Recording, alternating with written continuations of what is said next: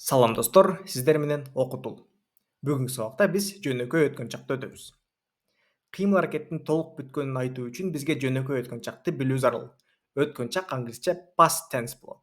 Англис тилиндеги өткөн чактын 4 түрү бар. Бүгүн жөнөкөй өткөн чак менен таанышабыз. Бул ошол өткөн чактын биринчи түрү. Англисче жөнөкөй өткөн чак past simple болот. Англисче жөнөкөй өткөн чакты айтуу үчүн этиштин аягында ed мүчөсүн улап коебуз. Мүчө уланган этиштерди regular verbs, туура этиштер деп атайбыз. Жөнөкөй өткөн чак бардык туура этиштердин аягына ed мүчөсү кошулуп түзүлөт. Эгерде этиш и тамгасы менен аяктаса, ага d эле кошулат. Мисалы, I worked, мен иштедим. He jumped, ал секирди. We played, биз ойнодук. Бардык эле этиштер өткөн чакта ed мүчөсү менен түзүлө бербейт. Мүчө уланбаган этиштерди irregular verbs же болбосо туура эмес этиштер дейбиз.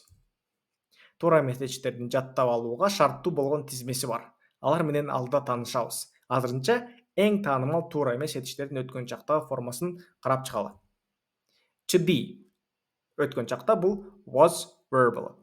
To have өткөн чакта had болот. To do did болот.